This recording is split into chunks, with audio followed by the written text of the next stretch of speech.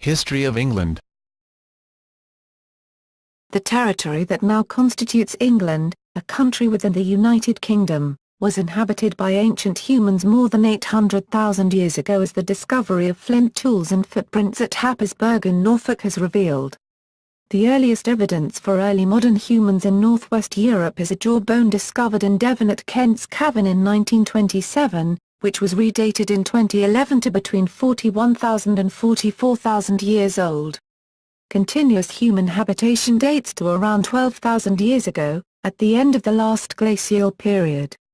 The region has numerous remains from the Mesolithic, Neolithic, and Bronze Age, such as Stonehenge and Avebury. In the Iron Age, England, like all of Britain south of the Firth of Forth, was inhabited by the Celtic people known as the Britons, but also by some Belgae tribes in the southeast. In AD 43 the Roman conquest of Britain began. The Romans maintained control of their province of Britannia through to the 5th century. The end of Roman rule in Britain enabled the Anglo-Saxon settlement of Britain, which is often regarded as the origin of England and the English people. The Anglo-Saxons, a collection of various Germanic peoples, established several kingdoms that became the primary powers in what is now England and parts of southern Scotland. They introduced the Old English language, which displaced the previous British language. The Anglo-Saxons warred with British successor states in Wales, Cornwall, and the Hen Ogledd, Old North. The Brythonic-speaking parts of northern England and southern Scotland, as well as with each other. Raids by the Vikings were frequent after about AD 800, and the Norsemen took control of large parts of what is now England. During this period several rulers attempted to unite the various Anglo-Saxon kingdoms, an effort that led to the emergence of the Kingdom of England by the 10th century. In 1066, the Normans invaded and conquered England. The Norman dynasty established by William the Conqueror ruled England for over half a century before the period of succession crisis known as the Anarchy. Following the Anarchy, England came to be ruled by the House of Plantagenet, a dynasty which also had claims to the Kingdom of France. A succession crisis in France led to the 100 Years' Wars, a series of conflicts involving the peoples and leaders of both nations. Following the 100 Years' Wars, England became embroiled in its own succession wars. The War of the Roses pitted two branches of the House of Plantagenet against one another, the House of York and the House of Lancaster. Henry Tudor ended the War of the Roses and established the Tudor dynasty. Under the Tudors and later Stuart dynasty, England became a world colonial power. During the rule of the Stuarts, England fought the English Civil War, which resulted in the execution of King Charles I and the establishment of a series of republican governments, first a parliamentary republic known as the Commonwealth of England, then as a military dictatorship under Oliver Cromwell known as the Protectorate. The Stuarts were restored to the throne in 1660, though continued questions over religion resulted in the deposition of another Stuart king, James II, in the Glorious Revolution. England, which had conquered Wales in the 13th century, was united with Scotland in the early 18th century to form a new sovereign state called Great Britain. Following the Industrial Revolution, Great Britain ruled a worldwide empire, the largest in recorded history. Following a process of decolonization in the 20th century, the vast majority of the empire became independent. However, its cultural impact is widespread and deep in many countries of the present day. Prehistory. Stone Age. The time from Britain's first inhabitation until the last glacial maximum is known as the Old Stone Age, or Paleolithic. Archaeological evidence indicates that what was to become England was colonized by humans long before the rest of the British Isles because of its more hospitable climate between and during the various glacial periods of the distant past. This earliest evidence, from Happisburgh in Norfolk, includes the oldest human footprints found outside Africa and points to dates of more than 800,000 BP. These earliest inhabitants were hunter-gatherers, who made their living from hunting game and gathering edible plants. Low sea levels meant that Britain was still attached to the continent for much of this earliest period of history, and varying temperatures over tens of thousands of years meant that it was not always inhabited at all. The last ice age ended around 10,000 BCE, and England has been inhabited ever since. This marks the beginning of Middle Stone Age, or Mesolithic. Rising sea levels cut Britain off from the continent for the last time around 6500 BCE. The population by this period were exclusively of our own species of the genus Homo, Homo sapiens sapiens, and the evidence would suggest that their societies were increasingly complex and they were manipulating their environment and their prey in new ways, possibly selective burning of the then omnipresent woodland to create clearings where the herds would gather to make them easier to hunt. Simple projectile weapons would have been the main tools of the hunt, such as the javelin and possibly the sling. The bow and arrow was also known in Western Europe from at least 9000 BCE. The climate continued to improve and it is likely the population was on the rise. The New Stone Age, or Neolithic, begins with the introduction of farming, ultimately from the Middle East, around 4000 BCE. It is not known whether this was caused by a substantial folk movement or native adoption of foreign practices, nor are these two models mutually exclusive. People began to cultivate crops and rear animals, and overall lead a more settled lifestyle.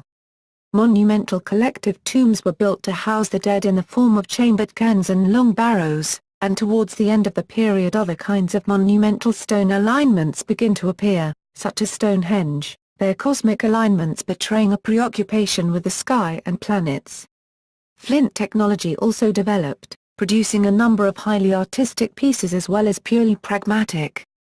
More extensive woodland clearance took place to make way for fields and pastures. The Sweet Track in the Somerset Levels is one of the oldest timber trackways discovered in northern Europe and among the oldest roads in the world, dated by dendrochronology to the winter of 3807–3806 BCE. It too is thought to have been a primarily religious structure. Later prehistory. The Bronze Age begins around 2500 BC with the first appearance of bronze objects in the archaeological record. This coincides with the appearance of the characteristic beaker culture. Again, it is unknown whether this was brought about primarily by folk movement or by cultural assimilation, and again it may be a mixture of both. The Bronze Age sees a shift of emphasis from the communal to the individual, and the rise to prominence of increasingly powerful elites, whose power was enshrined in the control of the flow of precious resources, to manipulate tin and copper into high-status bronze objects such as swords and axes, and their prowess as hunters and warriors. Settlement became increasingly permanent and intensive. Towards the end of the period, numerous examples of extremely fine metalwork begin to be found deposited in rivers, presumably for ritual reasons and perhaps reflecting a progressive shift of emphasis away from the sky and back to the earth, as a rising population increasingly put the land under greater pressure. England largely also becomes in this period bound up with the Atlantic trade system, which created something of a cultural continuum over a large part of Western Europe. It is possible that the Celtic languages developed or spread to England as part of this system. By the end of the Iron Age at the very least there is ample evidence that they were spoken across the whole of England, as well as the western parts of Britain. The Iron Age is conventionally said to begin around 800 BC.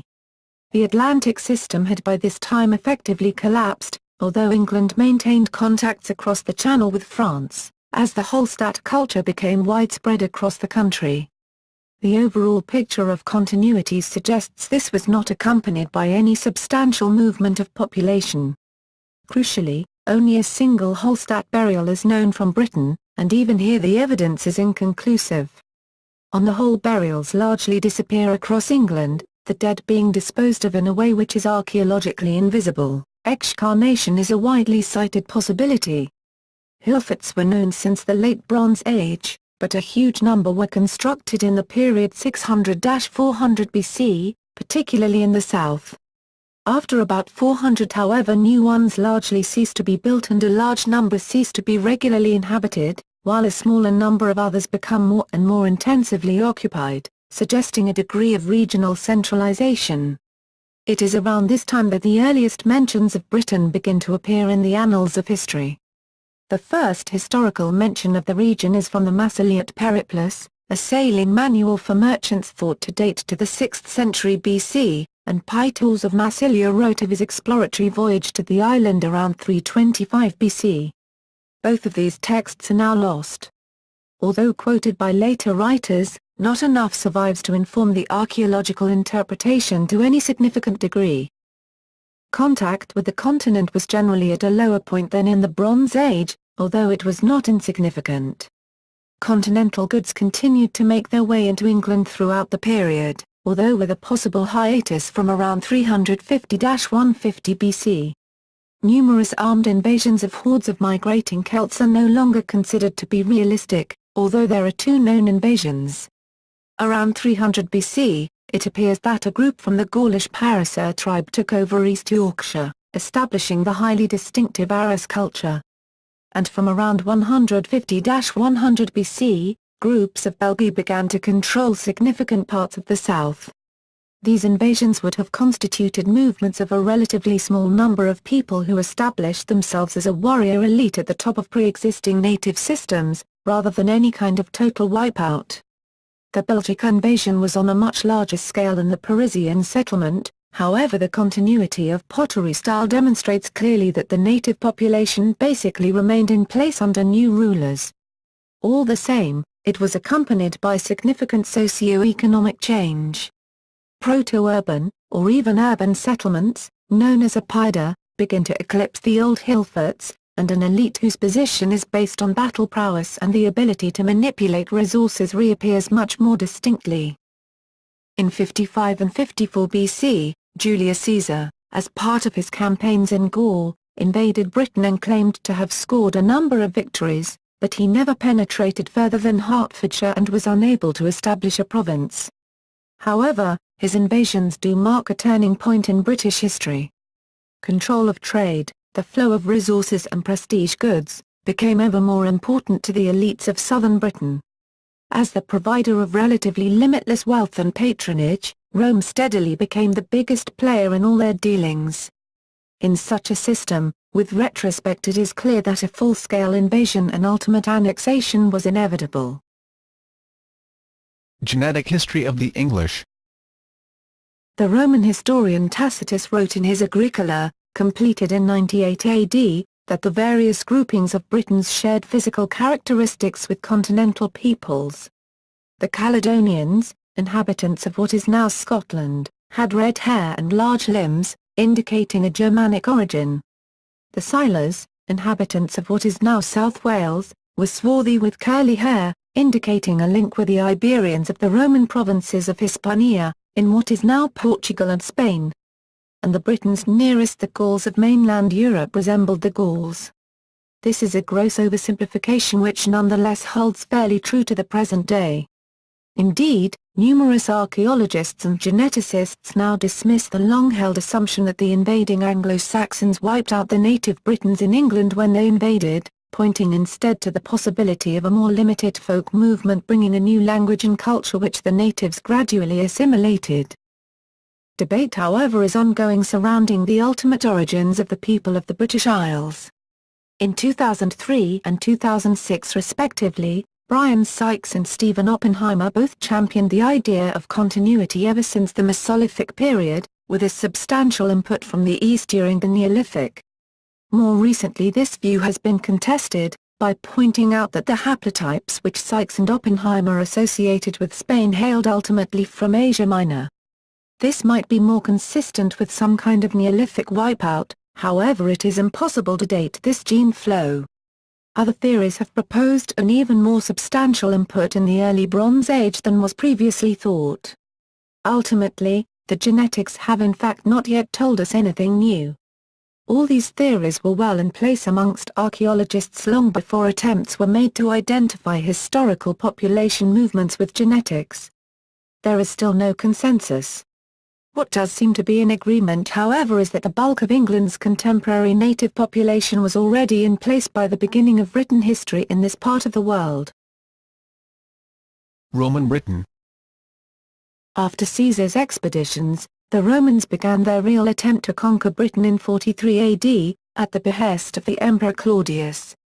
They landed in Kent, and defeated two armies led by the kings of the Cativaloni tribe, Caratacus and Togodumnus, in battles at the Medway and the Thames. Togodumnus was killed, and Caratacus fled to Wales.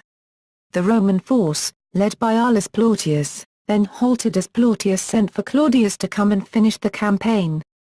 When Claudius arrived, he led the final march on the Cativaloni capital at Camulodunum, before returning to Rome again for his triumph. The Cativaloni at this time held sway over the most of the southeastern corner of England. 11 local rulers surrendered, a number of client kingdoms were established, and the rest became a Roman province with Camulodunum as its capital. Over the next 4 years, the territory was consolidated, and the future emperor Vespasian led a campaign into the southwest where he subjugated 2 more tribes. By 54 AD the border had been pushed back to the Severn and the Trent, and campaigns were underway to subjugate northern England and Wales.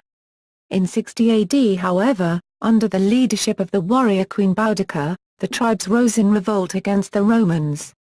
Camulodunum was burned to the ground, as well as Londinium and Verulamium. There is some archaeological evidence that the same happened at Winchester as well, and the Second Legion Augusta, stationed at Exeter, refused to move for fear of revolt among the locals there as well.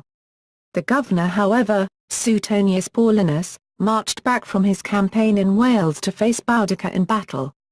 There was a substantial engagement, somewhere along the line of Watling Street, at the end of which Boudicca was utterly defeated. The province was pacified once more. Over the next 20 years the borders expanded but little, but the governorship of Agricola saw the last pockets of independence in Wales and northern England finally incorporated into the province. He also led a campaign into Scotland, but from these conquests he was recalled by the Emperor Domitian, and the border gradually solidified along the line of the Stynagate in northern England. Hadrian's Wall was built along this line in 138 AD. Apart from a number of temporary forays into Scotland, this was now the border. The Romans, and their culture, were here to stay.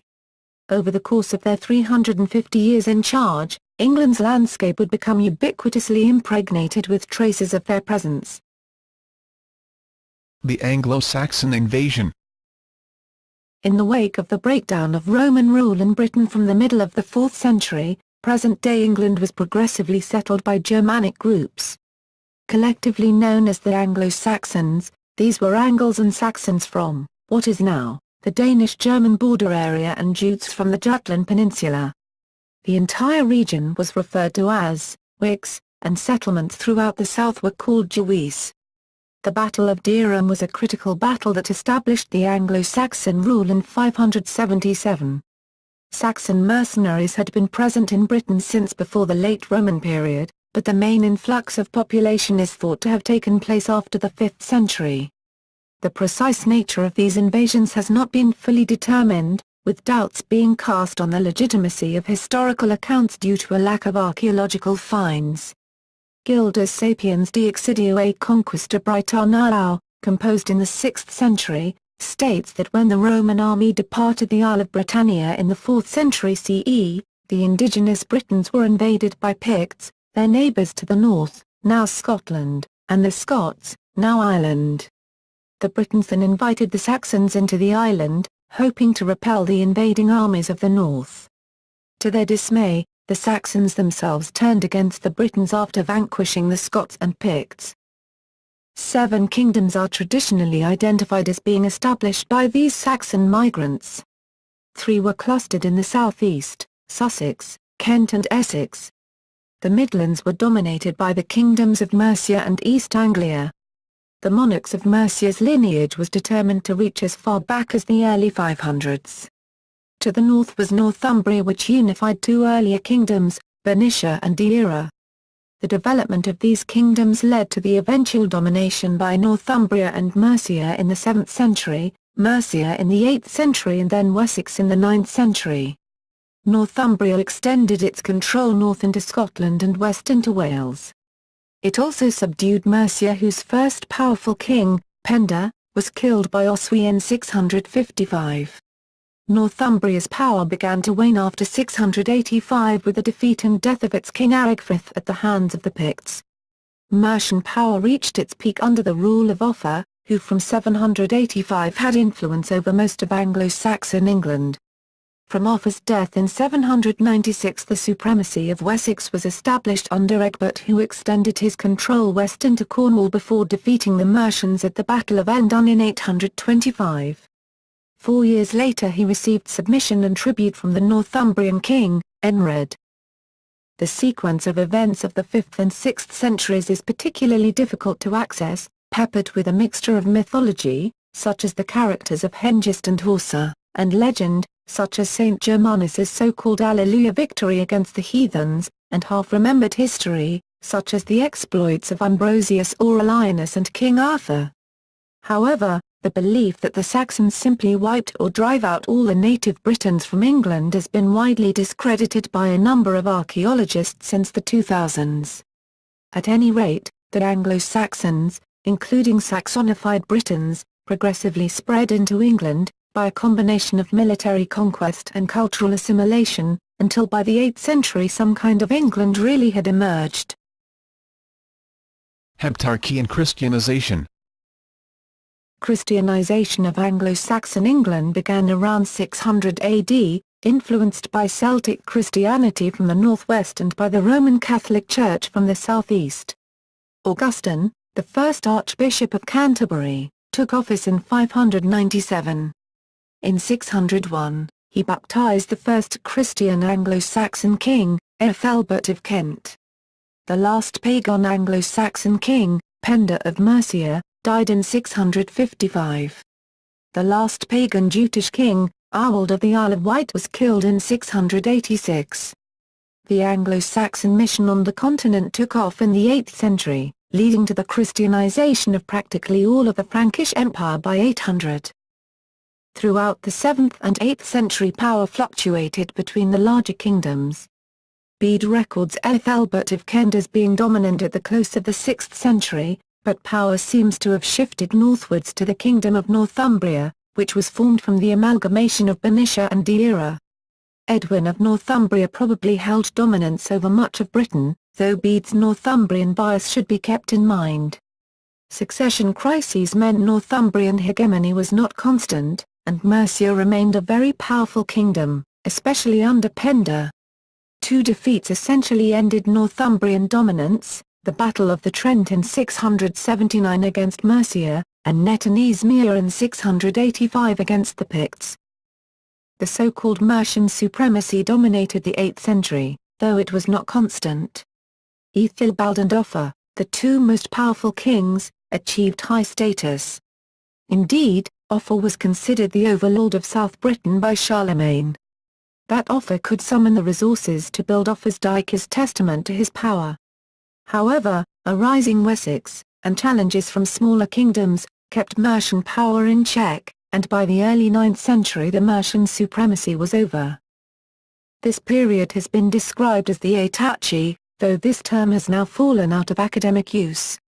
The word arose on the basis that the 7 kingdoms of Northumbria, Mercia, Kent, East Anglia, Essex, Sussex and Wessex were the main polities of South Britain. More recent scholarship has shown that other kingdoms were also politically important across this period: Wicks, Magansate, Lindsey and Middle Anglia. Viking challenge and the rise of Wessex.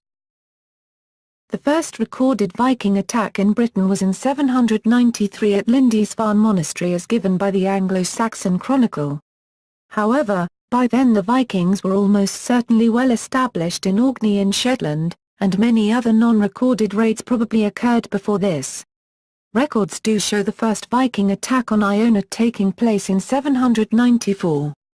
The arrival of the Vikings, in particular the Danish Great Heathen Army, upset the political and social geography of Britain and Ireland. In 867 Northumbria fell to the Danes. East Anglia fell in 869. Though Wessex managed to contain the Vikings by defeating them at Ashdown in 871, a second invading army landed, leaving the Saxons on a defensive footing. At much the same time, Eadhald, King of Wessex, died and was succeeded by his younger brother Alfred. Alfred was immediately confronted with the task of defending Wessex against the Danes. He spent the first 5 years of his reign paying the invaders off. In 878, Alfred's forces were overwhelmed at Chippenham in a surprise attack. It was only now, with the independence of Wessex hanging by a thread, that Alfred emerged as a great king. In May 878 he led a force that defeated the Danes at Addington. The victory was so complete that the Danish leader, Guthrum, was forced to accept Christian baptism and withdraw from Mercia. Alfred then set about strengthening the defences of Wessex, building a new navy, 60 vessels strong. Alfred's success brought Wessex and Mercia years of peace and sparked economic recovery in previously ravaged areas. Alfred's success was sustained by his son Edward, whose decisive victories over the Danes in East Anglia in 910 and 911 were followed by a crashing victory at Chelmsford in 917. These military gains allowed Edward to fully incorporate Mercia into his kingdom and add East Anglia to his conquests. Edward then set about reinforcing his northern borders against the Danish kingdom of Northumbria. Edward's rapid conquest of the English kingdoms meant Wessex received homage from those that remained, including Gwynedd in Wales and Scotland. His dominance was reinforced by his son Æthelstan, who extended the borders of Wessex northward, in 917 conquering the kingdom of York and leading a land and naval invasion of Scotland. These conquests led to his adopting the title King of the English for the first time. The dominance and independence of England was maintained by the kings that followed. It was not until 978 and the accession of Æthelred the Unready that the Danish threat resurfaced. Two powerful Danish kings, Harold Bluetooth and later Sweyn, his son, both launched devastating invasions of England. Anglo-Saxon forces were resoundingly defeated at Maldon in 991. More Danish attacks followed, and their victories were frequent. Ætheld's control over his nobles began to falter, and he grew increasingly desperate. His solution was to pay the Danes off. For almost 20 years he paid increasingly large sums to the Danish nobles in an attempt to keep them from English coasts. Known as Danegals, these payments slowly crippled the English economy and eventually became too expensive. Ætheld then made an alliance with Normandy in 1001, through marriage to the Duke's daughter Emma, in the hope of strengthening England. He then made a great error. In 1002 he ordered the massacre of all the Danes in England, which had serious consequences. It angered Sweyn, who unleashed a decade of devastating attacks on England. Northern England, with its sizable Danish population, sided with Sweyn. By 1013, London, Oxford, and Winchester had fallen to the Danes. Ætheld fled to Normandy and Sweyn seized the throne. Sweyn suddenly died in 1014, and Ætheld returned to England, confronted Sweyn's successor, Cnut. However, in 1016, Ætheld also suddenly died. Cnut swiftly defeated the remaining Saxons, killing Ætheld's son Edmund in the process. Cnut seized the throne, crowning himself King of England. English unification. Alfred of Wessex died in 899 and was succeeded by his son Edward the Elder. Edward, and his brother-in-law Ætheld of, what was left of, Mercia, began a program of expansion, building forts and towns on an Alfredian model. On Ætheld's death his wife, Edward's sister, Æthelflaed ruled as Lady of the Mercians, and continued expansion. It seems Edward had his son Æthelstan brought up in the Mercian court, and on Edward's death Æthelstan succeeded to the Mercian kingdom, and, after some uncertainty, Wessex. Æthelstan continued the expansion of his father and aunt and was the first king to achieve direct rulership of what we would now consider England. The titles attributed to him in charters and on coins suggest a still more widespread dominance. His expansion aroused ill feeling among the other kingdoms of Britain, and he defeated a combined Scottish-Viking army at the Battle of Brunanburh. However, the unification of England was not a certainty. Under Æthelstan's successors Edmund and Edred the English kings repeatedly lost and regained control of Northumbria. Nevertheless, Edgar, who ruled the same expanse as Æthelstan, consolidated the kingdom, which remained united thereafter. England under the Danes and the Norman conquest. There were renewed Scandinavian attacks on England at the end of the 10th century. Eadhald ruled a long reign but ultimately lost his kingdom to Sweyn of Denmark, though he recovered it following the latter's death. However, Eadhald's son Edmund II Ironside died shortly afterwards, allowing Canute, Sweyn's son, to become King of England.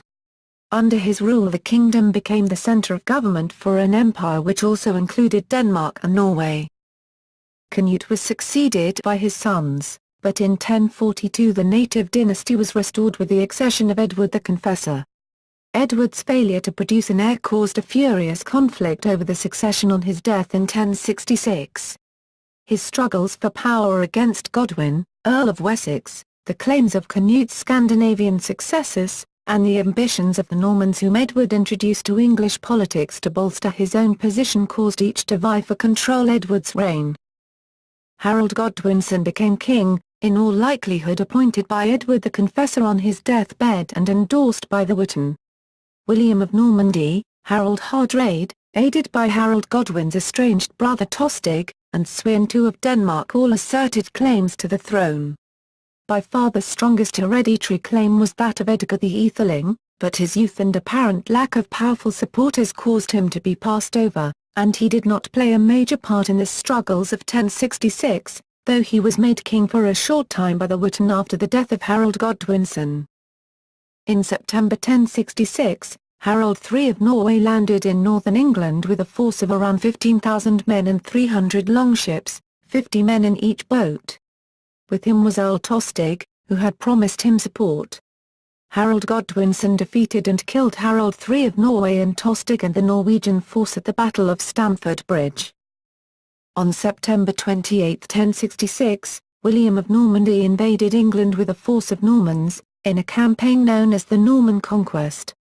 On October 14, after having marched his exhausted army all the way from Yorkshire, Harold fought the Normans at the Battle of Hastings, where England's army was defeated and Harold was killed.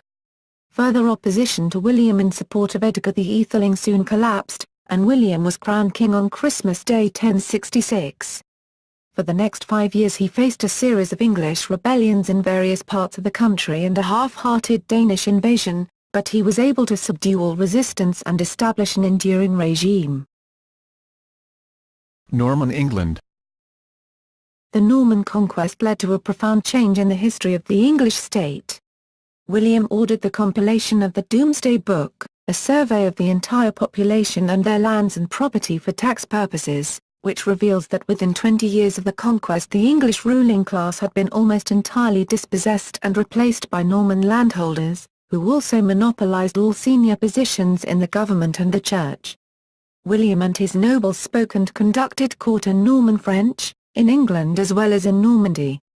The use of the Anglo-Norman language by the aristocracy endured for centuries and left an indelible mark in the development of modern English. Upon being crowned, on Christmas Day 1066, William immediately began consolidating his power. By 1067 he faced revolts on all sides and spent 4 years systematically crashing each one. He then went about imposing his superiority over Scotland and Wales, forcing each to recognise him as overlord.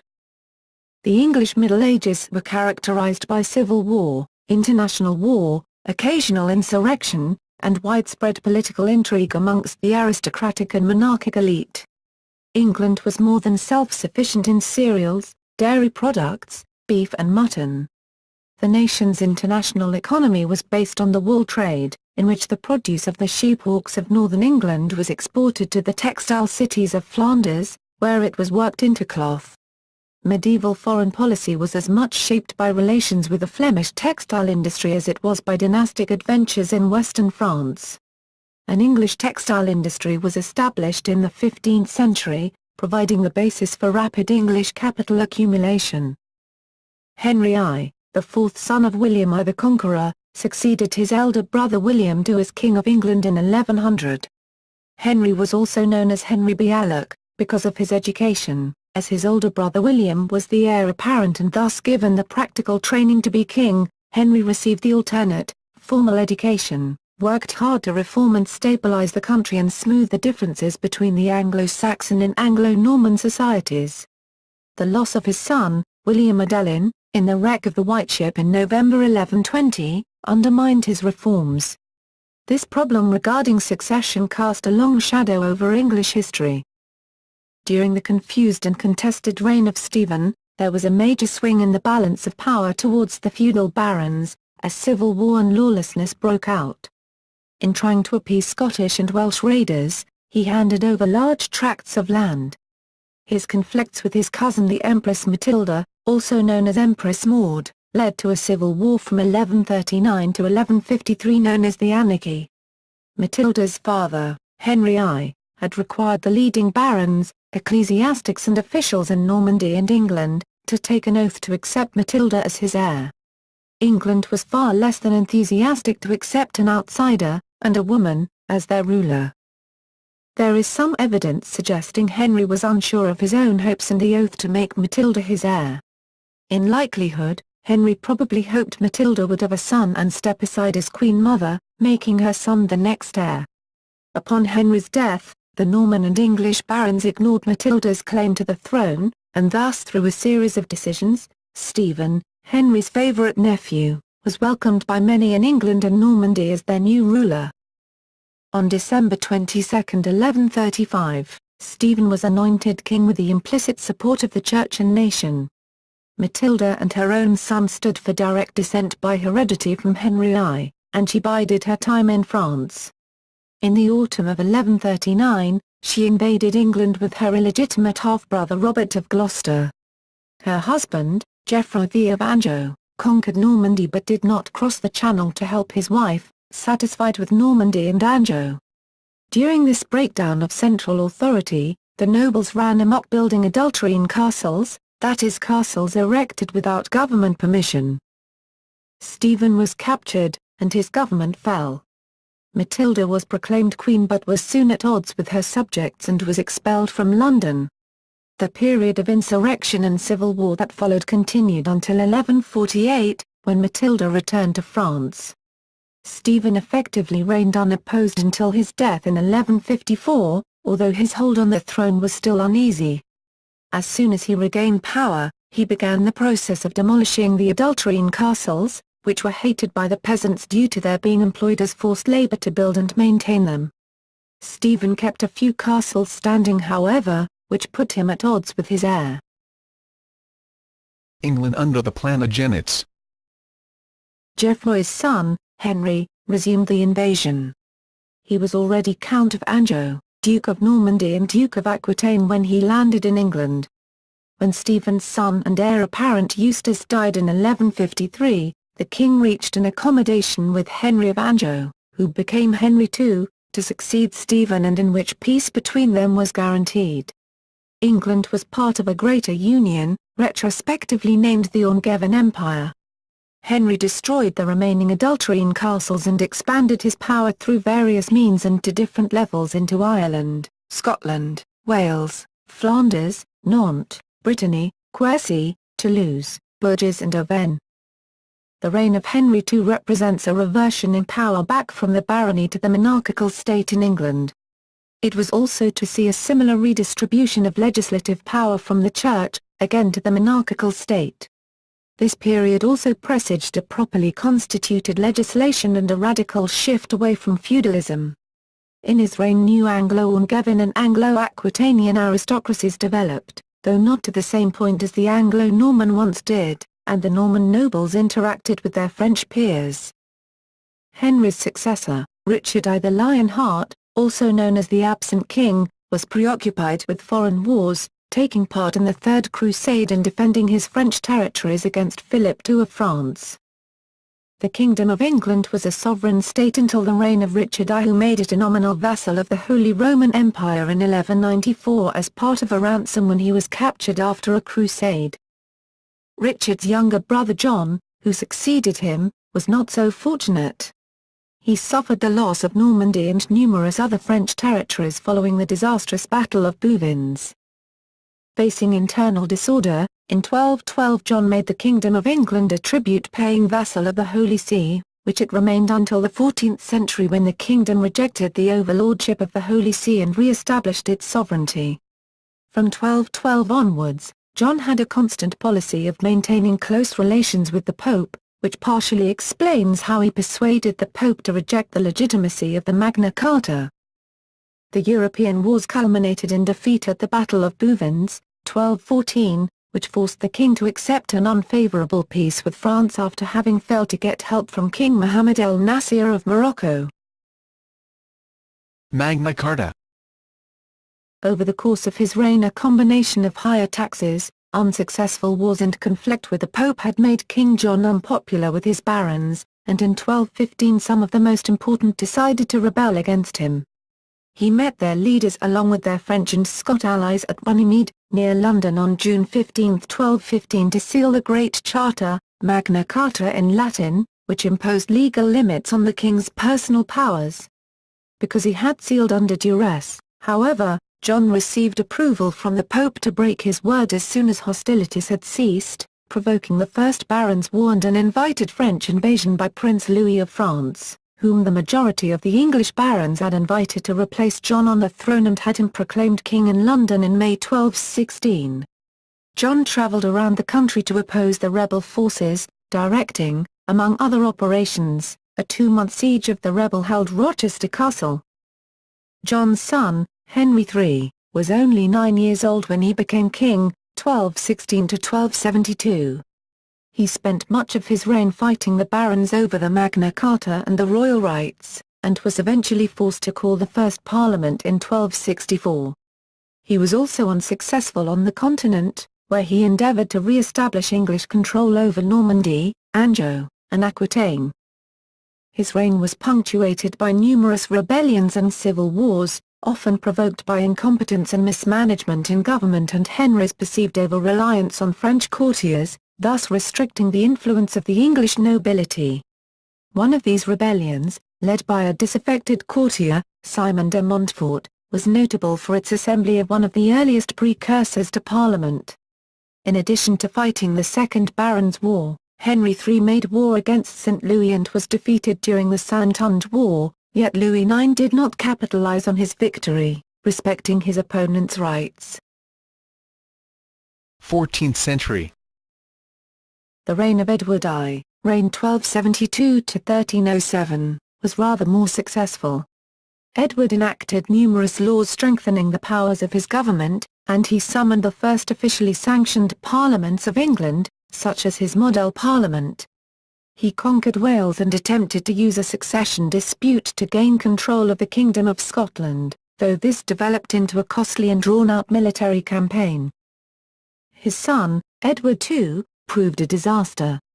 A weak man who preferred to engage in activities like thatching and ditch digging rather than jousting, hunting, or the usual entertainments of kings, he spent most of his reign trying in vain to control the nobility, who in return showed continual hostility to him. Meanwhile, the Scottish leader Robert Bruce began retaking all the territory conquered by Edward I in 1314. The English army was disastrously defeated by the Scots at the Battle of Bannockburn. Edward also showered favours on his companion Piers Gaveston, a knight of humble birth. While it has been widely believed that Edward was a homosexual because of his closeness to Gaveston, there is no concrete evidence of this. The king's enemies, including his cousin Thomas of Lancaster, captured and murdered Gaveston in 1312. Edward's downfall came in 1326 when his Queen Isabella travelled to her native France and then, along with her lover Roger Mortimer, invaded England.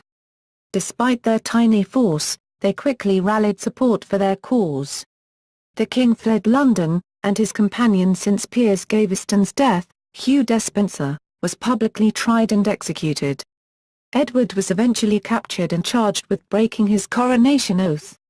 He was deposed and remained imprisoned in Gloucestershire until he was murdered sometime in the autumn of 1327, presumably by agents of Isabella and Mortimer. The Great Famine of 1315 to 1317 was the first crisis that would strike Europe in the 14th century. Millions in northern Europe would die over an extended number of years, marking a clear end to the earlier period of growth and prosperity during the 11th and 12th centuries. The famine of 1315 to 1316 may have killed more than 10% of England's population, or at least 500,000 people. Edward III, son of Edward II, was crowned at age 14 after his father was deposed by his mother and her consort Roger Mortimer. At age 17 he led a successful coup against Mortimer, the de facto ruler of the country, and began his personal reign. Edward III reigned 1327–1377, restored royal authority and went on to transform the Kingdom of England into the most efficient military power in Europe. His reign saw vital developments in legislature and government, in particular the evolution of the English Parliament, as well as the ravages of the Black Death. After defeating, but not subjugating, the Kingdom of Scotland, he declared himself rightful heir to the French throne in 1338, but his claim was denied due to the Salic Law. This started what would become known as the 100 Years' War. Following some initial setbacks, the war went exceptionally well for England. Victories at Crécy and Poitiers led to the highly favourable Treaty of Bretigny. Edward's later years, however, were marked by international failure and domestic strife, largely as a result of his inactivity and poor health. In 1373, England signed an alliance with the Kingdom of Portugal, which is claimed to be the oldest alliance in the world still in force. In 1381, a peasants' revolt led by Wat Tyler spread across large parts of England. It was suppressed by Richard II, with the death of 1,500 rebels. Black Death. The Black Death, an epidemic of bubonic plague that spread over the whole of Europe, arrived in England in 1348 and killed as much as a third to half the population. Military conflicts during this period were usually with domestic neighbours such as the Welsh, Irish and Scots, and included the 100 Years' War against the French and their Scottish allies. Notable English victories in the 100 Years' War included Crécy and Agincourt. The final defeat of the uprising led by the Welsh prince, Owain Glyndwr, in 1412 by Prince Henry, who later became Henry V, represents the last major armed attempt by the Welsh to throw off English rule. Edward III gave land to powerful noble families, including many people of royal lineage. Because land was equivalent to power, these powerful men could try to claim the crown. The autocratic and arrogant methods of Richard II only served to alienate the nobility more, and his forceful dispossession in 1399 by Henry IV increased the turmoil. 15th century, Henry V and the Wars of the Roses. Henry V succeeded to the throne in 1413. He renewed hostilities with France and began a set of military campaigns which are considered a new phase of the 100 Years' War, referred to as the Lancastrian War. He won several notable victories over the French, including at the Battle of Agincourt. In the Treaty of Troyes, Henry V was given the power to succeed the current ruler of France, Charles VI of France. The treaty also provided that he would marry Charles VI's daughter, Catherine of Valois. They married in 1421. Henry died of dysentery in 1422, leaving a number of unfulfilled plans, including his plan to take over as King of France. Another unfulfilled plan was to lead a new crusade to retake Jerusalem from the Muslims.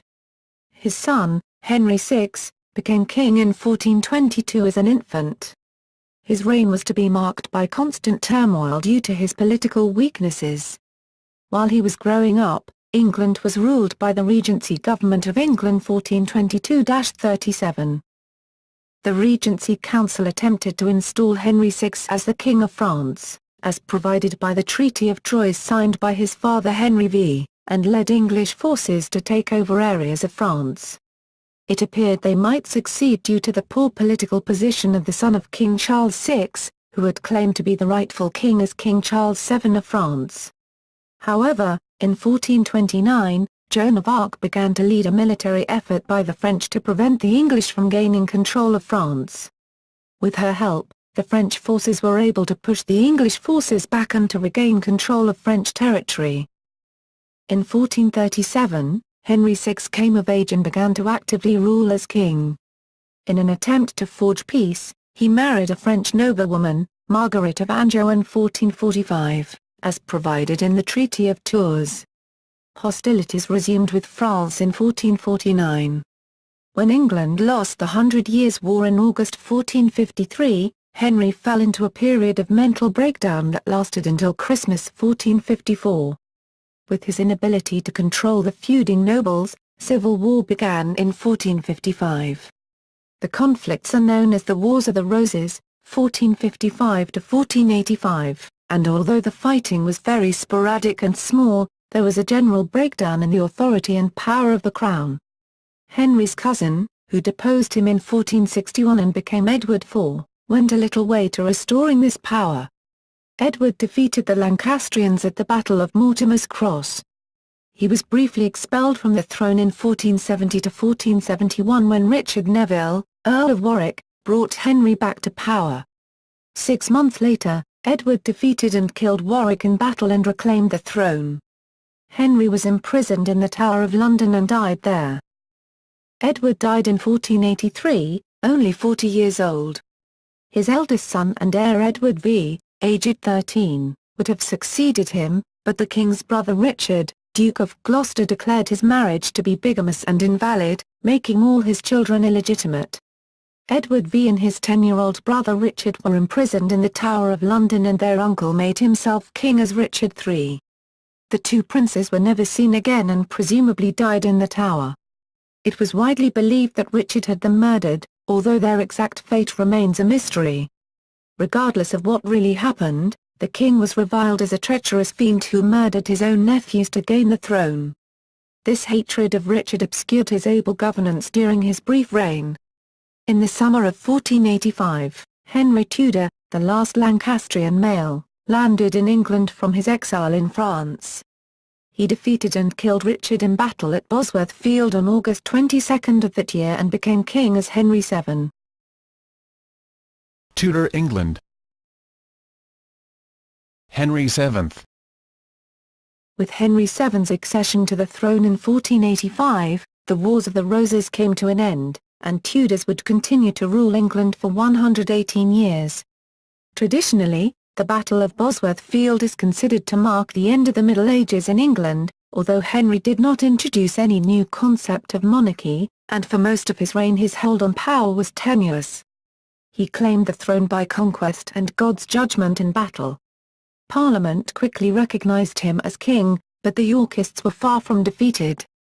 Nonetheless, he married Edward IV's eldest daughter Elizabeth in January 1486, thereby uniting the houses of York and Lancaster. Most of the European rulers did not believe Henry would survive long, and were thus willing to shelter claimants against him.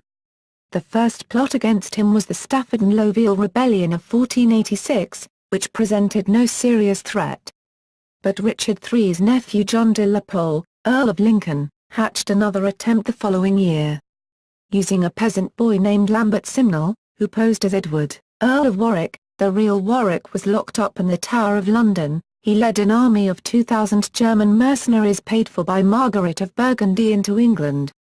They were defeated and de la Pole killed at the difficult Battle of Stoke, where the loyalty of some of the royal troops to Henry was questionable. The king, realizing that Simnel was merely a dupe, employed him in the royal kitchen. A more serious menace was Perkin Warbeck, a Flemish youth who posed as Edward IV's son Richard. Again enjoying the support of Margaret of Burgundy, he invaded England 4 times from 1495 to 1497 before he was finally captured and put in the Tower of London.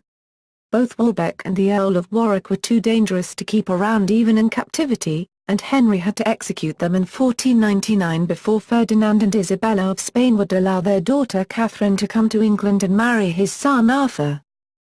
In 1497, Henry defeated Cornish rebels marching on London. The rest of his Henry VII's reign was relatively peaceful, despite worries concerning succession after the death of his wife Elizabeth of York in 1503. Henry VII's foreign policy was a peaceful one. He had formed an alliance with Spain and the Holy Roman Emperor Maximilian I, but in 1493, when they went to war with France, England was dragged into the conflict. With his crown impoverished and his hold on power insecure, Henry had no desire to go to war. He quickly reached an understanding with the French and renounced all claims to their territory except the port of Calais, realizing also that nothing could be done to stop them from incorporating the Duchy of Brittany. In return, the French agreed to recognize him as king and stop sheltering pretenders. Shortly afterwards, they became preoccupied with adventures in Italy and turned their attention away from England. Henry also reached an understanding with Scotland, agreeing to marry his daughter Margaret to that country's King James IV. Upon becoming king, Henry inherited a government severely weakened and degraded by the Wars of the Roses. The treasury was empty, having been drained by Edward IV's Woodville-in-laws after his death. Through a tight fiscal policy and sometimes ruthless tax collection and confiscations, Henry managed to refill the treasury by the time of his death. He also effectively rebuilt the machinery of government. In 1501, the king's son Arthur, having married Catherine of Aragon, died of an illness at the age of 15, leaving his younger son Henry, Duke of York, as his heir. When the king himself died in 1509, the position of the Tudors was secure at last, and his son succeeded him unopposed. Henry VIII. Henry VIII began his reign with a high degree of optimism.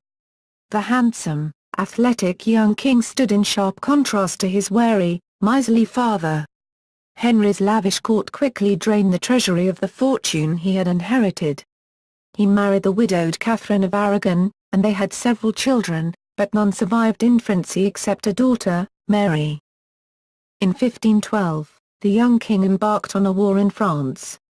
Although England was an ally of Spain, one of France's principal enemies, the war was mostly about Henry's desire for personal glory, regardless of the fact that his sister Mary was married to the French King Louis XII. The war accomplished little. The English army suffered badly from disease, and Henry was not even present at the one notable victory, the Battle of the Spurs. Meanwhile, James IV of Scotland, despite being Henry's other brother-in-law, activated his alliance with the French and declared war on England. While Henry was dallying in France, Catherine, who was serving as regent in his absence, and his advisers were left to deal with this threat. At the Battle of Flodden on September 9, 1513, the Scots were completely and totally defeated. Most of the Scottish nobility were killed along with James himself. When Henry returned from France, he was given credit for the victory even though he had nothing to do with it. Eventually, Catherine was no longer able to have any more children. The king became increasingly nervous about the possibility of his daughter Mary inheriting the throne, as England's one experience with a female sovereign, Matilda in the 12th century, had been a catastrophe. He eventually decided that it was necessary to divorce Catherine and find a new queen. The church would not simply grant this favor, so Henry cited the passage in the book of Leviticus where it said, "If a man taketh his brother's wife, he hath committed adultery. They shall be childless." However, Catherine insisted that she and Arthur had never consummated their brief marriage and that the prohibition did not apply here. The timing of Henry's case was very unfortunate. It was 1527 and the Pope had been taken prisoner by the Emperor Charles V, Catherine's nephew and the most powerful man in Europe, for siding with his archenemy Francis I of France. As there was no possibility of getting a divorce in these circumstances, Henry decided to simply secede from the Church, in what became known as the English Reformation. The newly established Church of England amounted to little more than the existing Catholic Church, but with a king rather than the Pope as its head. It took a number of years for this separation from Rome to be completed, however, and many were executed for resisting the king's religious policies. In 1530, Catherine was banished from court and spent the remainder of her life, until her death in 1536, alone in an isolated manor home, barred from any contact with Mary, although her ladies-in-waiting helped the two maintain a secret correspondence. Their marriage was declared invalid, making Mary an illegitimate child. Henry married Anne Boleyn in secret in 1531, just as his divorce from Catherine was finalized. After this, they had a second, public wedding. Anne soon became pregnant and may have already been when they wed. But on September 7, 1533, she gave birth to a daughter, Elizabeth. The king was devastated at his failure to obtain a son after all the effort it had taken to remarry. Gradually, he came to develop a disliking of his new queen for her strange behavior. In 1536, when Anne was pregnant again, Henry was badly injured in a jousting accident. Shaken by this, the Queen gave birth prematurely to a stillborn boy. By now, the king was convinced that his marriage was hexed, and having already found a new queen, Jane Seymour, he put Anne in the Tower of London on charges of witchcraft. Afterwards, she was beheaded along with 5 men, her brother included, accused of adultery with her. The marriage was then declared invalid, so that Elizabeth, just like her half-sister, became a bastard. Henry immediately married Jane Seymour, who became pregnant almost as quickly. On October 12, 1537, she gave birth to a healthy boy, Edward, which was greeted with huge celebrations. The king's quest for a son was finally over, so long as Edward could be kept healthy. However, the Queen died of puerperal sepsis 10 days later. Henry genuinely mourned her death, and at his own passing 9 years later, he was buried next to her. The king married a 4th time in 1540, to the German Anne of Cleves for a political alliance with her Protestant brother, the Duke of Cleves. He also hoped to obtain another son in case something should happen to Edward. Anne proved a dull, unattractive woman and Henry declined to consummate the marriage. He quickly divorced her, and she remained in England as a kind of adopted sister to him. So he married again, to a 19-year-old named Catherine Howard. But when it became known that she was neither a virgin at the wedding, nor a faithful wife afterwards, she ended up on the scaffold and the marriage declared invalid. His 6th and last marriage was to Catherine Parr, more a nursemaid to him than anything else, as his health was failing. It had declined ever since the jousting accident in 1536. In 1542, the king embarked on a new campaign in France, but unlike in 1512, he only managed with great difficulty. The war netted England the city of Boulogne, but nothing else, and the French retook it in 1549. Scotland also declared war and at Solway Moss was once again totally defeated. Henry's paranoia and suspicion worsened in his last years. The total number of executions during his 38-year reign numbered in the tens of thousands. He died in January 1547 at the age of 55 and was succeeded by his son, Edward VI. Edward VI and Mary I. Although he showed piety and intelligence, Edward VI was only 9 years old when he took the throne in 1547. His uncle, Edward Seymour, 1st Duke of Somerset, tampered with Henry VIII's will and obtained letters patent giving him much of the power of a monarch by March 1547. He took the title of Protector. Whilst some see him as a high-minded idealist, his stay in power culminated in a crisis in 1549 when many counties of the realm were up in protest. Kett's Rebellion in Norfolk and the Prayer Book Rebellion in Devon and Cornwall simultaneously created a crisis during a time when invasion from Scotland and France were feared. Somerset, disliked by the Regency Council for his autocratic methods, was removed from power by John Dudley, who is known as Lord President Northumberland. Northumberland proceeded to adopt the power for himself, but his methods were more conciliatory and the council accepted him. It was during Edward's reign that England became a Protestant nation as opposed to a Catholic one in schism from Rome. Edward was beginning to show great promise when he fell violently ill with tuberculosis in 1553 and died that August 2 months short of his 16th birthday. Northumberland made plans to place Lady Jane Grey on the throne and marry her to his son, so that he could remain the power behind the throne. His plot failed in a matter of days. Jane Grey was beheaded, and Mary I, 1516–1558, took the throne amidst popular demonstration in her favour in London, which contemporaries described as the largest show of affection for a Tudor monarch. Mary had never been expected to hold the throne, at least not since Edward was born. She was a devoted Catholic who believed that she could turn the clock back to 1516, before the Reformation began. Returning England to Catholicism led to the burnings of 274 Protestants, which are recorded especially in John Fowlkes's Book of Martyrs.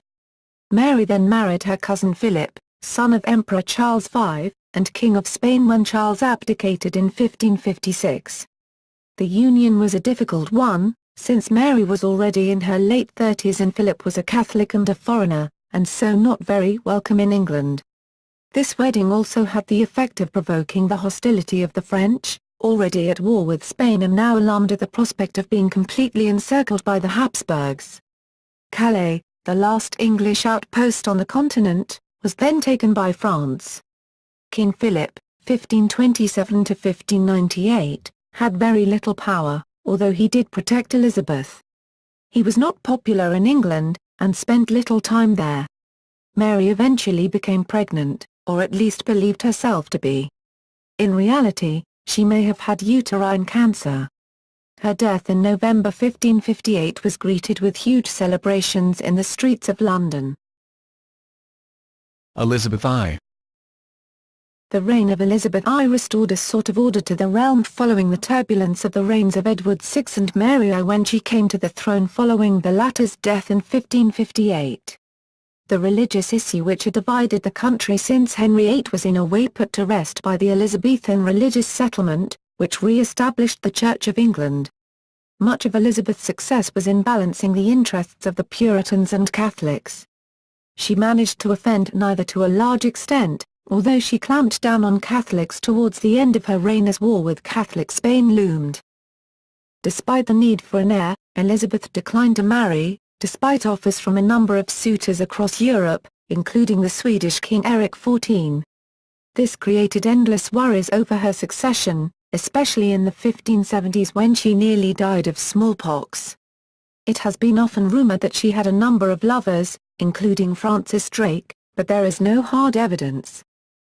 Elizabeth maintained relative government stability apart from the revolt of the Northern Earls in 1569. She was effective in reducing the power of the old nobility and expanding the power of her government.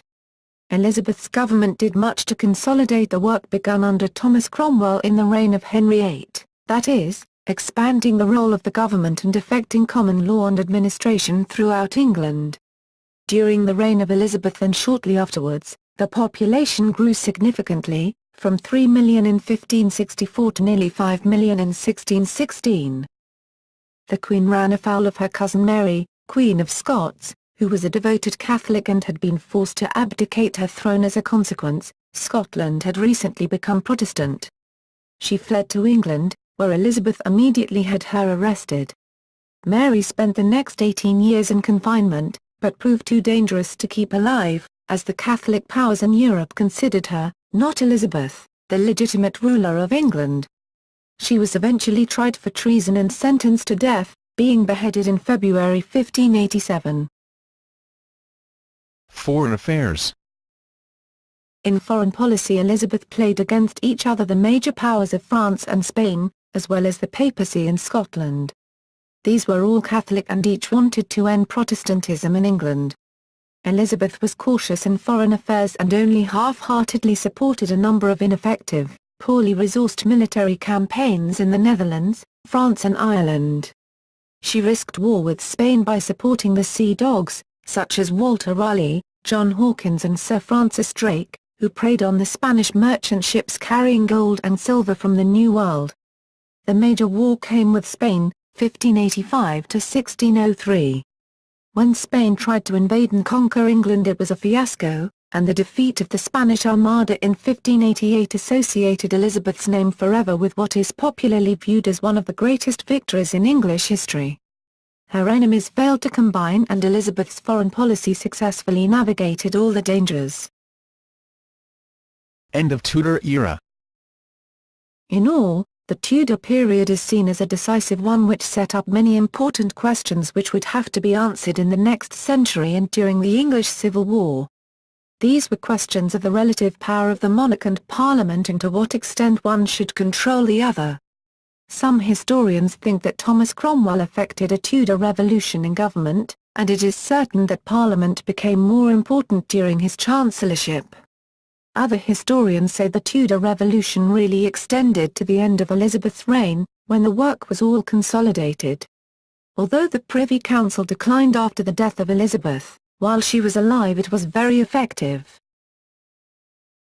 17th century. Union of the Crowns. Elizabeth died in 1603 at the age of 69. Her closest male Protestant relative was the King of Scots, James VI, of the House of Stuart, who became King James I of England in a union of the crowns. King James I and VI, as he was styled, became the first monarch to rule the entire island of Great Britain, although it was merely a union of the English and Scottish crowns, and both countries remained separate political entities until 1707.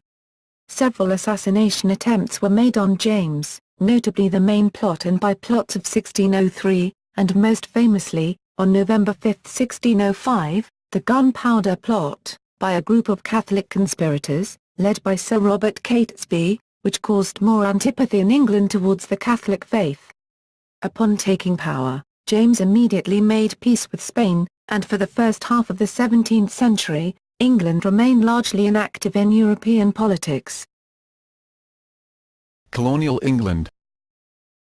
In 1607 England built an establishment at Jamestown. This was the beginning of colonialism by England in North America. Many English settled then in North America for religious or economic reasons. About 70% of migrants from England who came between 1630 to 1660 were indentured servants. By 1700, Chesapeake planters brought in about 100,000 indentured servants, more than 75% of all European immigrants to Virginia and Maryland.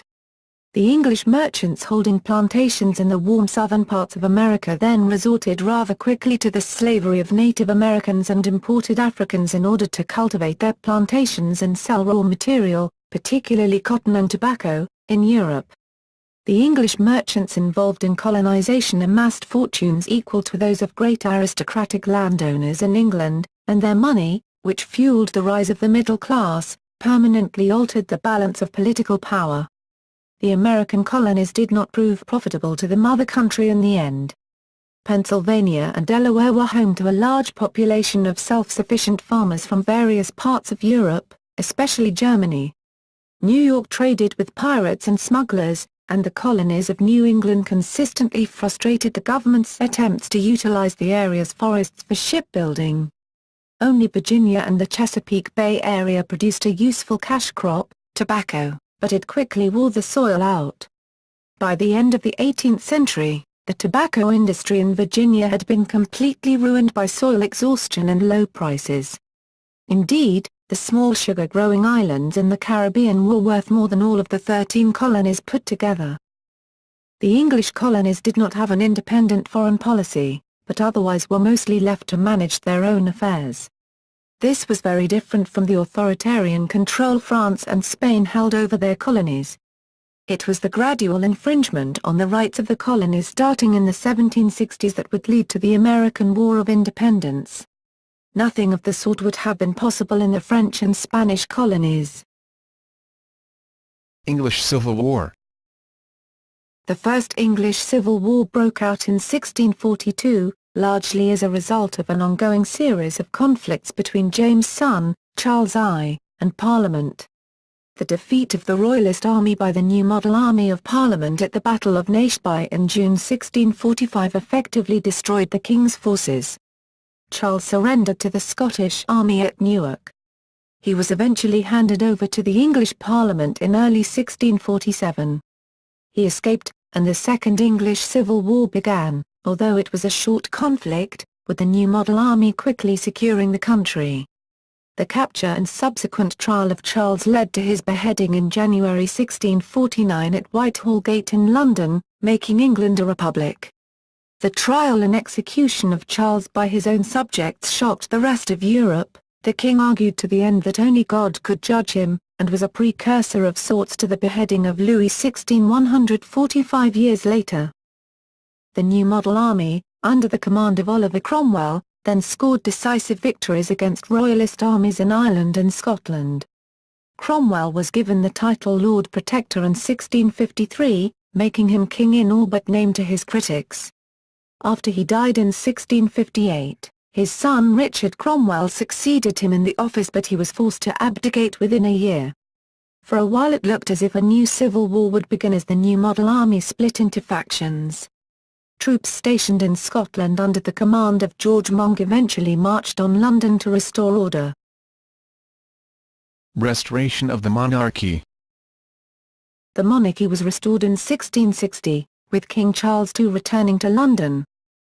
In 1665, London was swept by a visitation of the plague, and then, in 1666, the capital was swept by the Great Fire, which raged for 5 days, destroying approximately 15,000 buildings. After the restoration, there was an overall reduction in the power of the crown, and by the 18th century England rivaled the Netherlands for being one of the freest countries in Europe. Glorious Revolution. In 1680, the exclusion crisis occurred due to widespread objections to a Catholic serving as the King of England, since James was the heir presumptive to Charles, who was the king at that time. After the death of Charles II in 1685, his Catholic brother King James II was crowned. From that point, there were various factions pressing for his Protestant daughter Mary and her husband, Prince William III of Orange, to replace him in what became known as the Glorious Revolution. In November 1688, William landed in England with an invading force, and succeeded in being crowned king. After this, James attempted to retake the throne by force in the Williamite War, and was finally defeated by William at the Battle of the Boyne in 1690.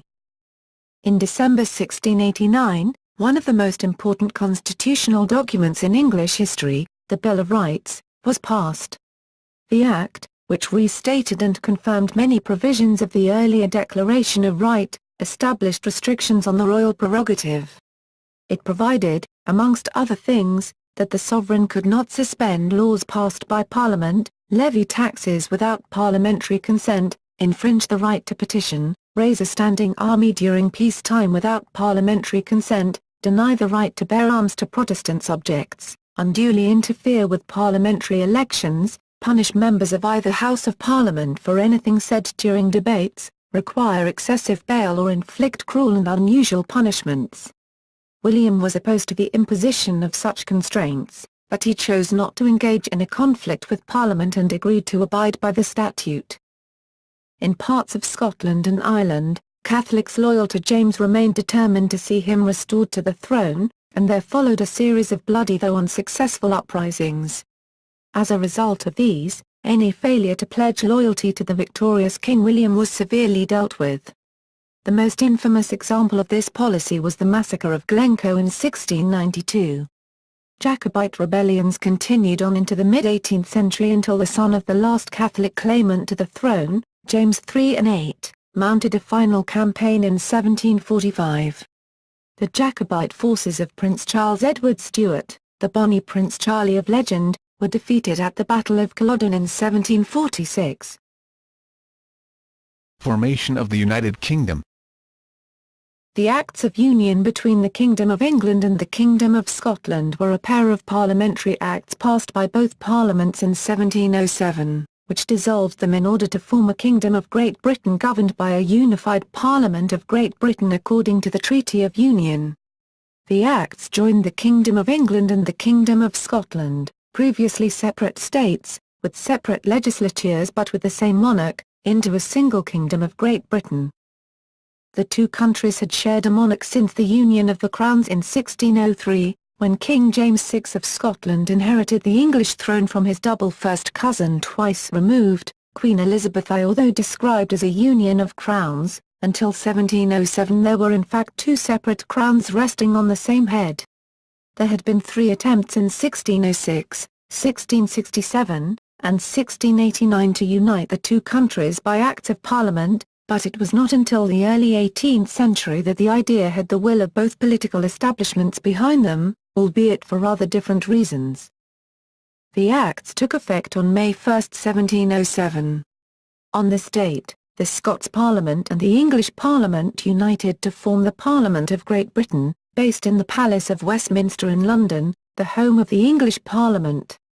Hence, the Acts are referred to as the Union of the Parliaments. On the Union, historian Simon Sharma said, "What began as a hostile merger, would end in a full partnership in the most powerful going concern in the world." It was one of the most astonishing transformations in European history. In 1714 the reign of Queen Anne ended. Anne was the last monarch of the House of Stuart. She was succeeded by her second cousin, George I, of the House of Hanover, who was a descendant of the Stuarts through his maternal grandmother, Elizabeth, daughter of James VI, and a series of Jacobite rebellions broke out in an attempt to restore the Stuart monarchy, but all ultimately failed. Several planned French invasions were attempted, also with the intention of placing the Stuarts on the throne.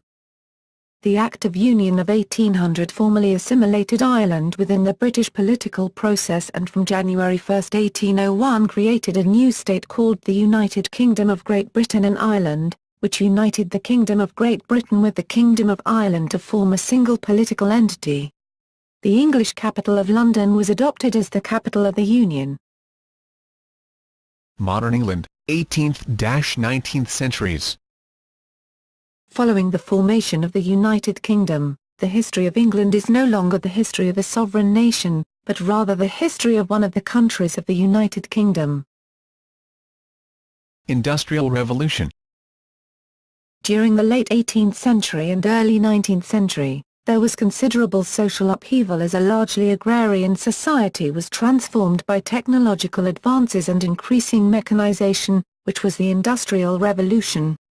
Much of the agricultural workforce was uprooted from the countryside and moved into large urban centers of production, as the steam-based production factories could undercut the traditional cottage industries, because of economies of scale and the increased output per worker made possible by the new technologies.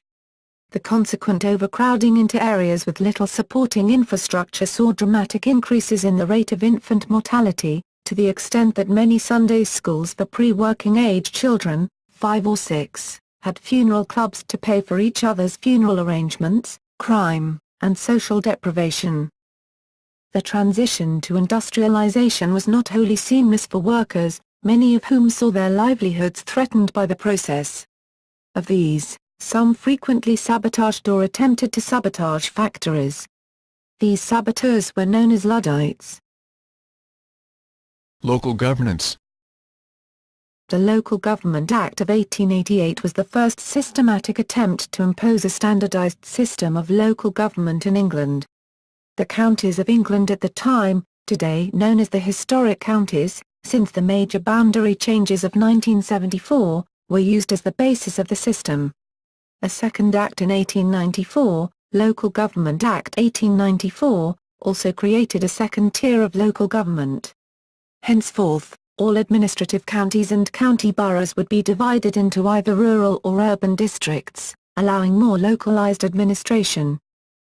By 1888, it was clear that the piecemeal system that had developed over the previous century in response to the vastly increased need for local administration could no longer cope. The sanitary districts and parish councils had legal status, but were not part of the mechanism of government. They were run by volunteers. Often there was no one who could be held responsible for the failure to undertake the required duties. Furthermore, the increased county business could not be handled by the quarter sessions, nor was it appropriate to do so. Finally, there was a desire to see local administration performed by elected officials, as in the reformed municipal boroughs. The Local Government Act was therefore the first systematic attempt to impose a standardized system of local government in England. The counties of England at the time, now known as the historic counties, since the major boundary changes of 1974, were used as the basis of the system. The counties themselves had undergone some boundary changes in the preceding 50 years, mainly to remove enclaves and exclaves. The Act called for the creation of statutory counties, based on the ancient historic counties, but completely corrected for enclaves and exclaves, and adjusted so that all settlements were completely within a single county. These statutory counties were to be used for non-administrative functions: sheriff, lieutenant, custos rotularum, justices, militia, coroner, or other. With the advent of elected councils, the offices of Lord Lieutenant and Sheriff became largely ceremonial. The statutory counties formed the basis for the so-called administrative counties. However, it was felt that large cities and primarily rural areas in the same county could not be well administered by the same body. Thus 59 counties in themselves, or county boroughs, were created to administer the urban centres of England. These were part of the statutory counties, but not part of the administrative counties.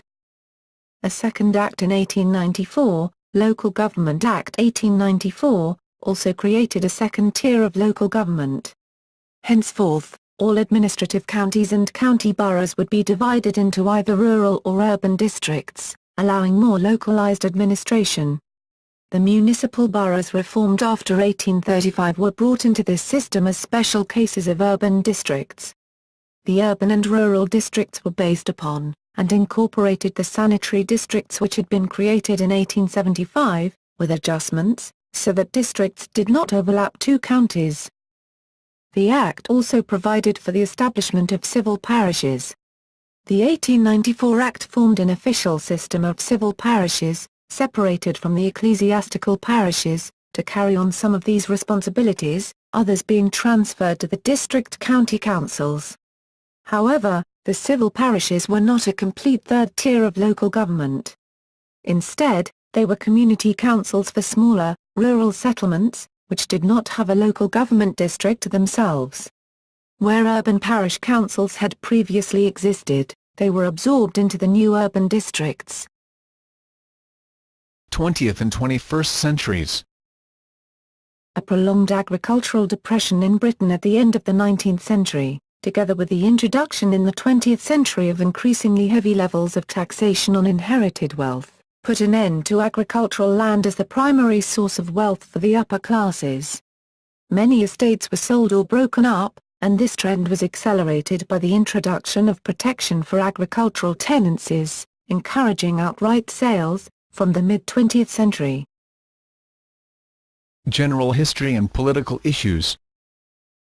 Following years of political and military agitation for Home Rule for Ireland, the Anglo-Irish Treaty of 1921 established the Irish Free State, now the Republic of Ireland, as a separate state, leaving Northern Ireland as part of the United Kingdom. The official name of the UK thus became the United Kingdom of Great Britain and Northern Ireland. England, as part of the UK, joined the European Economic Community in 1973, which became the European Union in 1993. There is a movement in England to create a devolved English Parliament. This would give England a local parliament like those already functioning for Scotland, Northern Ireland and Wales. This issue is referred to as the West Lothian Question. Political history and local government. The Local Government Commission was wound up in 1966, and replaced with the Royal Commission, known as the Redcliffe-Maud Commission. In 1969 it recommended a system of single-tier unitary authorities for the whole of England, apart from three metropolitan areas of Merseyside, Selkirk, Greater Manchester, and West Midlands, Birmingham and the Black Country, which were to have both a metropolitan council and district councils. This report was accepted by the Labour Party government of the time despite considerable opposition, but the Conservative Party won the June 1970 general election, and on a manifesto that committed them to a two-tier structure. The reforms arising from the Local Government Act of 1972 resulted in the most uniform and simplified system of local government which has been used in England. They effectively wiped away everything that had gone before, and built an administrative system from scratch. All previous administrative districts, statutory counties, administrative counties, county boroughs, municipal boroughs, counties corporate, civil parishes, were abolished. The aim of the Act was to establish a uniform two-tier system across the country. Onto the blank canvas, new counties were created to cover the entire country. Many of these were obviously based on the historic counties, but there were some major changes, especially in the north. This uniform two-tier system lasted only 12 years. In 1986, the Metropolitan County Councils and Greater London were abolished. This restored autonomy, in effect the old county borough status, to the Metropolitan and London boroughs. The Local Government Act, 1992, established a commission, Local Government Commission for England, to examine the issues, and make recommendations on where unitary authorities should be established. It was considered too expensive to make the system entirely unitary, and also there would doubtlessly be cases where the two-tier system functioned well. The commission recommended that many counties be moved to completely unitary systems. That some cities become unitary authorities, but that the remainder of their parent counties remain two-tier. And that in some counties the status quo should remain. The rate-capping rebellion was a campaign within English local councils in 1985 which aimed to force the Conservative government of Margaret Thatcher to withdraw powers to restrict the spending of councils. The campaign's tactic was that councils whose budgets were restricted would refuse to set any budget at all for the financial year 1985-86, requiring the government to intervene directly in providing local services, or to concede. However, all 15 councils which initially refused to set a rate eventually did so, and the campaign failed to change government policy. Powers to restrict council budgets have remained in place ever since. In 1997, the Lieutenancies Act was passed. This firmly separated all local authority areas, whether unitary or two-tier, from the geographical concept of a county as high-level spatial unit.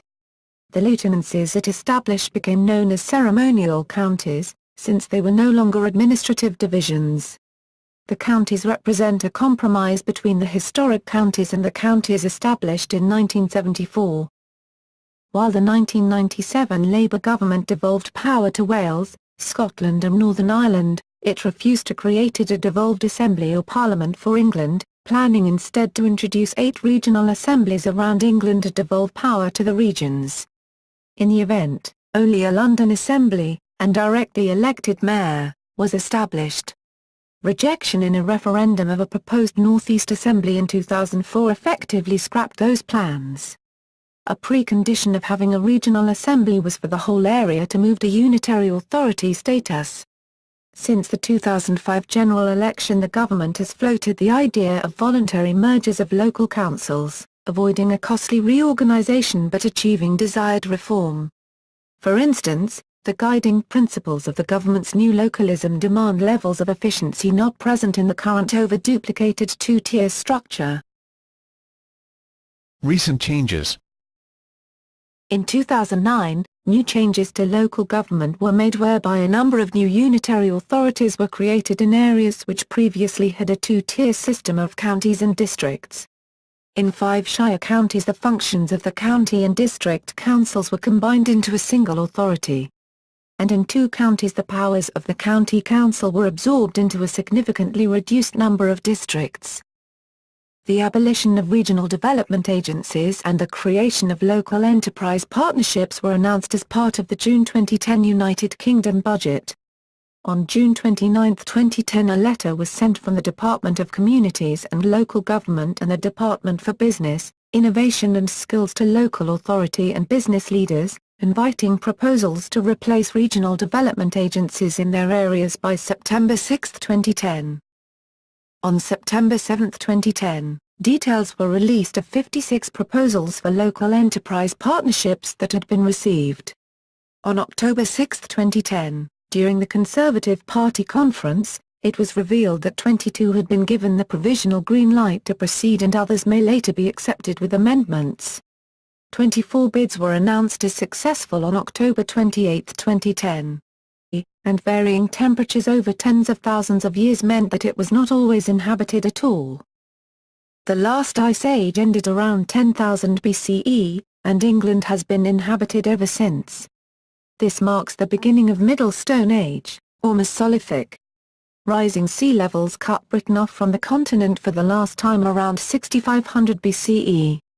The population by this period were exclusively of our own species of the genus Homo, Homo sapiens sapiens, and the evidence would suggest that their societies were increasingly complex and they were manipulating their environment and their prey in new ways, possibly selective burning of the then omnipresent woodland to create clearings where the herds would gather to make them easier to hunt. Simple projectile weapons would have been the main tools of the hunt, such as the javelin and possibly the sling. The bow and arrow was also known in Western Europe from at least 9000 BCE. The climate continued to improve and it is likely the population was on the rise. The New Stone Age, or Neolithic, begins with the introduction of farming, ultimately from the Middle East, around 4000 BCE. It is not known whether this was caused by a substantial folk movement or native adoption of foreign practices, nor are these two models mutually exclusive. People began to cultivate crops and rear animals, and overall lead a more settled lifestyle. Monumental collective tombs were built to house the dead in the form of chambered cairns and long barrows, and towards the end of the period other kinds of monumental stone alignments begin to appear, such as Stonehenge, their cosmic alignments betraying a preoccupation with the sky and planets. Flint technology also developed, producing a number of highly artistic pieces as well as purely pragmatic. More extensive woodland clearance took place to make way for fields and pastures. The Sweet Track in the Somerset Levels is one of the oldest timber trackways discovered in northern Europe and among the oldest roads in the world, dated by dendrochronology to the winter of 3807–3806 BCE. It too is thought to have been a primarily religious structure. Later prehistory. The Bronze Age begins around 2500 BC with the first appearance of bronze objects in the archaeological record. This coincides with the appearance of the characteristic beaker culture. Again, it is unknown whether this was brought about primarily by folk movement or by cultural assimilation, and again it may be a mixture of both. The Bronze Age sees a shift of emphasis from the communal to the individual, and the rise to prominence of increasingly powerful elites, whose power was enshrined in the control of the flow of precious resources, to manipulate tin and copper into high-status bronze objects such as swords and axes, and their prowess as hunters and warriors. Settlement became increasingly permanent and intensive. Towards the end of the period, numerous examples of extremely fine metalwork begin to be found deposited in rivers, presumably for ritual reasons and perhaps reflecting a progressive shift of emphasis away from the sky and back to the earth, as a rising population increasingly put the land under greater pressure. England largely also becomes in this period bound up with the Atlantic trade system, which created something of a cultural continuum over a large part of Western Europe. It is possible that the Celtic languages developed or spread to England as part of this system. By the end of the Iron Age at the very least there is ample evidence that they were spoken across the whole of England, as well as the western parts of Britain. The Iron Age is conventionally said to begin around 800 BC. The Atlantic system had by this time effectively collapsed, although England maintained contacts across the Channel with France, as the Hallstatt culture became widespread across the country. The overall picture of continuity suggests this was not accompanied by any substantial movement of population. Crucially, only a single Hallstatt burial is known from Britain, and even here the evidence is inconclusive. On the whole, burials largely disappear across England, the dead being disposed of in a way which is archaeologically invisible. Excarnation is a widely cited possibility. Hill forts were known since the Late Bronze Age, but a huge number were constructed in the period 600–400 BC, particularly in the south. After about 400, however, new ones largely ceased to be built and a large number ceased to be regularly inhabited, while a smaller number of others become more and more intensively occupied, suggesting a degree of regional centralization. It is around this time that the earliest mentions of Britain begin to appear in the annals of history. The first historical mention of the region is from the Massiliot Periplus, a sailing manual for merchants thought to date to the 6th century BC, and Pytles of Massilia wrote of his exploratory voyage to the island around 325 BC. Both of these texts are now lost. Although quoted by later writers, not enough survives to inform the archaeological interpretation to any significant degree. Contact with the continent was generally at a lower point than in the Bronze Age, although it was not insignificant. Continental goods continued to make their way into England throughout the period, although with a possible hiatus from around 350–150 BC. Numerous armed invasions of hordes of migrating Celts are no longer considered to be realistic, although there are two known invasions. Around 300 BC, it appears that a group from the Gaulish Parasur tribe took over East Yorkshire, establishing the highly distinctive Arras culture. And from around 150–100 BC, groups of Belgae began to control significant parts of the south. These invasions would have constituted movements of a relatively small number of people who established themselves as a warrior elite at the top of pre-existing native systems, rather than any kind of total wipeout. The Belgic invasion was on a much larger scale than the Parisian settlement, however the continuity of pottery style demonstrates clearly that the native population basically remained in place under new rulers. All the same, it was accompanied by significant socio-economic change. Proto-urban, or even urban settlements, known as Apida, begin to eclipse the old hill forts, and an elite whose position is based on battle prowess and the ability to manipulate resources reappears much more distinctly. In 55 and 54 BC, Julius Caesar, as part of his campaigns in Gaul, invaded Britain and claimed to have scored a number of victories, but he never penetrated further than Hertfordshire and was unable to establish a province. However, his invasions do mark a turning point in British history. Control of trade, the flow of resources and prestige goods, became ever more important to the elites of southern Britain. France.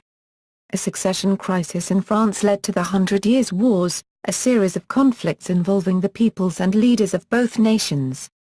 Following the 100 Years' Wars, England became embroiled in its own succession wars. The War of the Roses pitted two branches of the House of Plantagenet against one another, the House of York and the House of Lancaster. Henry Tudor ended the War of the Roses and established the Tudor dynasty. Under the Tudors and later Stuart dynasty, England became a world colonial power. During the rule of the Stuarts, England fought the English Civil War, which resulted in the execution of King Charles I and the establishment of a series of republican governments, first a parliamentary republic known as the Commonwealth of England, then as a military dictatorship under Oliver Cromwell known as the Protectorate. The Stuarts were restored to the throne in 1660, though continued questions over religion resulted in the deposition of another Stuart king, James II, in the Glorious Revolution. England, which had conquered Wales in the 13th century, was united with Scotland in the early 18th century to form a new sovereign state called Great Britain. Following the Industrial Revolution, Great Britain ruled a worldwide empire, the largest in recorded history. Following a process of decolonization in the 20th century, the vast majority of the empire became independent. However, its cultural impact is widespread and deep in many countries of the present day. Prehistory. Stone Age. The time from Britain's first inhabitation until the last glacial maximum is known as the Old Stone Age, or Paleolithic. Archaeological evidence indicates that what was to become England was colonized by humans long before the rest of the British Isles because of its more hospitable climate between and during the various glacial periods of the distant past.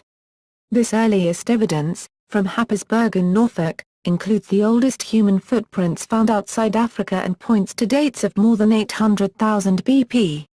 These earliest inhabitants were hunter-gatherers, who made their living from hunting game and gathering edible plants. Low sea levels meant that Britain was still attached to the continent for much of this earliest period of history. History of England. The territory that now constitutes England, a country within the United Kingdom, was inhabited by ancient humans more than 800,000 years ago, as the discovery of flint tools and footprints at Happisburgh in Norfolk has revealed. The earliest evidence for early modern humans in northwest Europe is a jawbone discovered in Devon at Kent's Cavern in 1927, which was redated in 2011 to between 41,000 and 44,000 years old. Continuous human habitation dates to around 12,000 years ago, at the end of the last glacial period. The region has numerous remains from the Mesolithic, Neolithic, and Bronze Age, such as Stonehenge and Avebury. In the Iron Age, England, like all of Britain south of the Firth of Forth, was inhabited by the Celtic people known as the Britons, but also by some Belgae tribes in the southeast. In AD 43 the Roman conquest of Britain began. The Romans maintained control of their province of Britannia through to the 5th century. The end of Roman rule in Britain enabled the Anglo-Saxon settlement of Britain, which is often regarded as the origin of England and the English people. The Anglo-Saxons, a collection of various Germanic peoples, established several kingdoms that became the primary powers in what is now England and parts of southern Scotland. They introduced the Old English language, which displaced the previous British language. The Anglo-Saxons warred with British successor states in Wales, Cornwall, and the Hen y Gleed, Old North. The Brythonic-speaking parts of northern England and southern Scotland, as well as with each other. Raids by the Vikings were frequent after about AD 800, and the Norsemen took control of large parts of what is now England. During this period several rulers attempted to unite the various Anglo-Saxon kingdoms, an effort that led to the emergence of the Kingdom of England by the 10th century. In 1066, the Normans invaded and conquered England. The Norman dynasty established by William the Conqueror ruled England for over half a century before the period of succession crisis known as the Anarchy. Following the Anarchy, England came to be ruled by the House of Plantagenet, a dynasty which also had claims to the Kingdom of